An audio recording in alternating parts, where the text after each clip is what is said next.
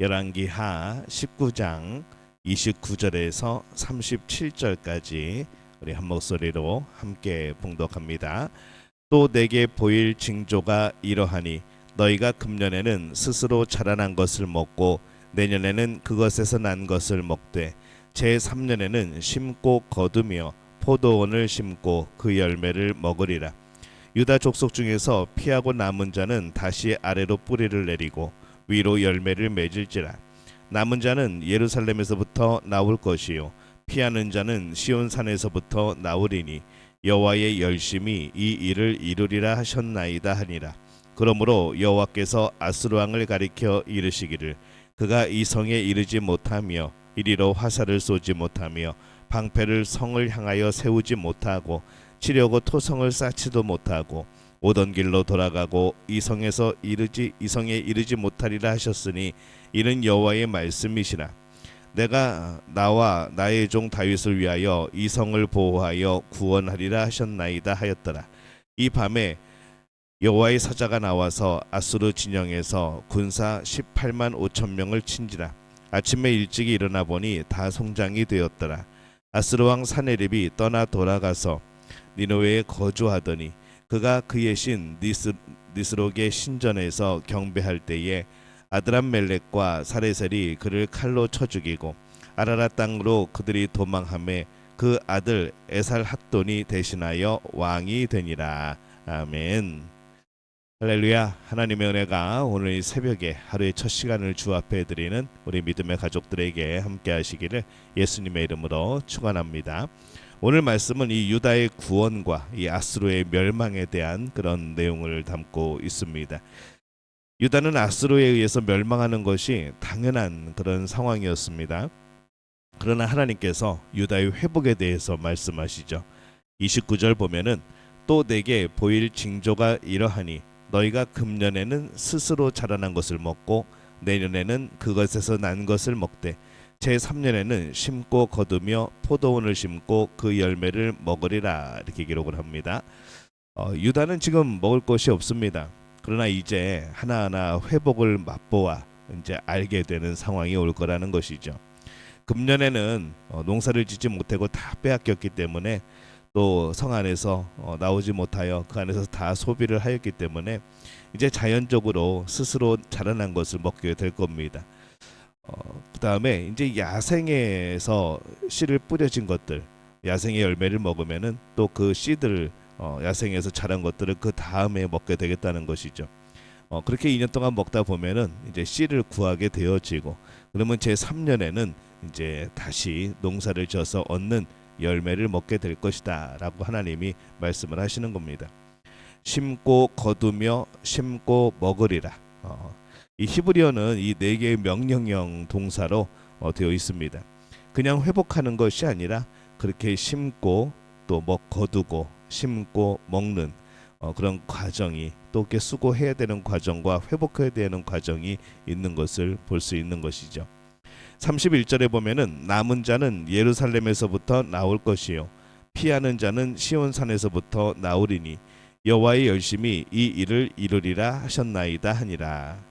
그동안 이 유다 백성들이 예루살렘으로 들어가서 피신을 했습니다.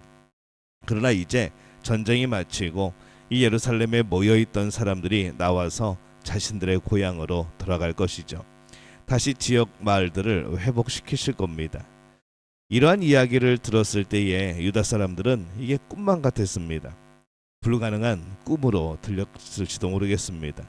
그러나 그들에게 하나님께서 말씀합니다. 여호와의 열심이 이 일을 이루리라. 이렇게 말씀을 합니다.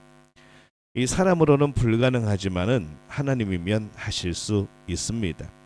그래서 하나님께서 약속하여 주시는 것이죠. 이 열심은 열정입니다.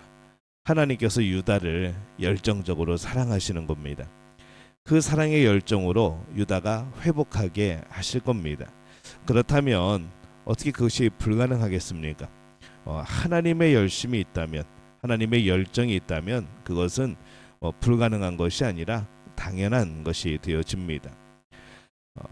유다의 믿음이, 특별히 히스기야의 믿음이 이 불가능한 것을 당연한 것으로 바꾸게 되는 그런 계기가 되어지죠. 유다의 멸망이 당연하고 회복이 불가능한 이제 그런 상황이었습니다.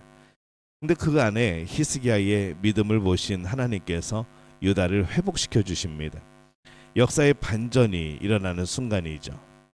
이 역사의 반전은 그것이 일어나기까지 참 쉬운 과정은 아닙니다.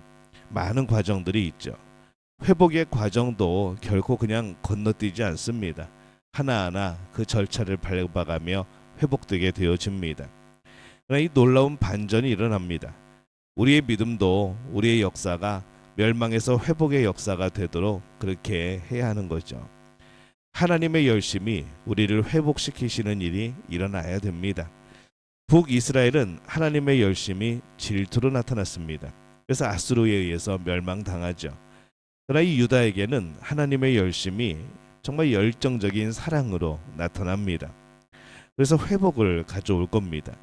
같은 열정이 이렇게 다르게 나타나게 되는 것이 과연 어떤 것이냐? 우리들이 하나님을 섬기는 자세라는 것이죠. 그 또한 그 당시에 히스기야의 믿음이었습니다. 아수르는 당연히 유다를 멸망시킬 수 있을 것 같았습니다. 근데 그렇게 하지 못하였죠. 32절에 보면은 그러므로 여호와께서 아수르 왕을 가리켜 이르시기를 그가 이 성에 이르지 못하며 이리로 화살을 쏘지 못하며 방패를 성을 향하여 세우지 못하고 치려고 토성을 쌓지도 못하고 이렇게 말씀을 합니다. 이 아수르 왕은 가나안 지역을 이미 초토화시켰습니다. 그의 궁정에는 그가 이 라기스를 침략하여서 얻은 성과를 자랑스럽게 기록한 그림과 기록들이 남아 있는 것이죠. 그런데 그렇게 자랑을 하면서도 이 예루살렘에 대한 예루살렘을 점령했다는 기록은 없습니다. 아수르의 기록물이 라기스의 이 점령만 부조로 만들어 놓은 것이 예루살렘을 공격하지 못하였다는 증거이기도 한 것이죠. 이 아수르는 예루살렘 인근 성만 공격하다가 결국 예루살렘만 포위하고 버티고 있다가 한번 싸워보지도 못하고 철수한 것으로 보입니다. 34절에 보면은 내가 나와 나의 종 다윗을 위하여 이 성을 보호하여 구원하리라 하셨나이다 하였더라 이렇게 말씀을 합니다. 예루살렘을 향한 하나님의 은혜가 컸습니다. 또 다윗의 믿음이 컸습니다. 그렇게 은혜와 믿음이 예루살렘을 보호한 것이죠. 은혜와 믿음이 있으면 세상에서 일어나지 못할 일은 없는 겁니다. 35절에 보면은 이 밤에 여호와의 사자가 나와서 아수르 진영에서 군사 18만 5천 명을 친지라 아침에 일찍 일어나 보니 다 송장이 되었더라 이렇게 기록을 합니다. 어떻게 이런 일이 일어났을까? 이 역병일 가능성이 커 보입니다. 이 전쟁이라면 18만 5천 명이 죽었다고 아마 철군하지는 않았을 겁니다. 근데 이 커다란 더 희생이 있을 것 같아서 어쩔 수 없이 철군한 것으로 보이죠. 하나님께서 특별히 개입하신 겁니다. 그것이 아니면 이게 참 불가능한 일입니다. 하나님께서 이사야를 통하여서 말씀하신 대로 이 모든 역사들이 일어납니다. 37절입니다. 그가 그의 신 니스록의 신전에서 경배할 때에 아드람멜렉과 사레셀이 그를 칼로 쳐 죽이고 아라랏 땅으로 그들이 도망하매 그 아들 에셀 핫돈이 대신하여 왕이 되니라. 이 사건은 주전 681년에 일어난 사건이죠. 거의 이 오늘의 말씀의 배경에 20년 후의 일입니다. 아스루 왕의 아들 중 한 명이 이 쿠데타를 일으켜서 아스루 왕을 죽인 겁니다. 결국 실패하고 아들 에살 핫돈이 왕이 되어집니다. 그러나 이것도 이사야를 통해서 말씀하신 그대로 일어난 사건이죠. 역사가 하루아침에 모든 것이 이루어지지는 않지만은 참 대단한 반전들이 차근차근 일어나는 것을 봅니다. 멸망할 것 같았던 유다는 회복하고 멈추지 않을 것 같았던 아스루 왕의 공격은 중단되고 절대 권력의 아스루 왕까지 죽임을 당하는 것을 보게 됩니다. 말씀하신 그대로이죠. 참 대단한 역사의 반전입니다. 이런 반전은 하나님의 은혜와 또 다윗과 히스기야의 믿음이 있어서 가능한 겁니다. 하나님의 은혜가 늘 그 백성을 향하고 있습니다. 오늘 우리가 그래서 믿음으로 서는 것이죠. 오늘 하나님의 열심이 우리에게 있는 줄로 믿습니다. 오늘 그 하나님의 열심에 대하여서 우리는 어떻게 살아가고 있는가? 오늘 우리 믿음으로 하나님을, 우리의 열정이신 하나님을 사랑해야 되는 겁니다. 그러면 우리의 역사에서도, 우리 삶에서도 놀라운 반전들이 일어나게 될 겁니다. 우리는 환경과 역사를 탓할 때가 많습니다. 그러나 오히려 우리의 믿음으로 역사의 반전을 이룰 또한 책임도 있습니다. 그 근거는 무엇인가? 하나님의 열심이라는 것이죠. 우리의 능력이 아닌 우리는 믿음으로, 하나님은 그 열정과 사랑으로 우리에게 함께 하시는 놀라운 역사.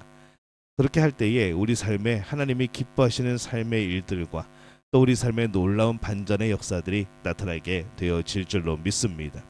오늘 그 하나님의 사랑과 열정을 경험하는 우리 믿음의 가족들이 되어지시기를 예수님의 이름으로 축원합니다. 기도하겠습니다. 하나님, 은혜와 사랑에 감사합니다. 하나님이 우리를 사랑하심을 믿습니다. 우리에게 열정으로 또 사랑하고 계심을 믿습니다. 우리 또한 하나님 앞에 믿음으로 반응하게 도와주옵소서. 하나님의 그 열정과 그 사랑을 믿고 온전히 믿음으로 하나님을 완전히 신뢰하는 그런 우리의 삶이 되어지게 도와주옵소서. 그리하여서 우리 삶에 놀라운 반전이 일어나게 하여 주시옵소서. 예수님의 이름으로 기도합니다. 아멘.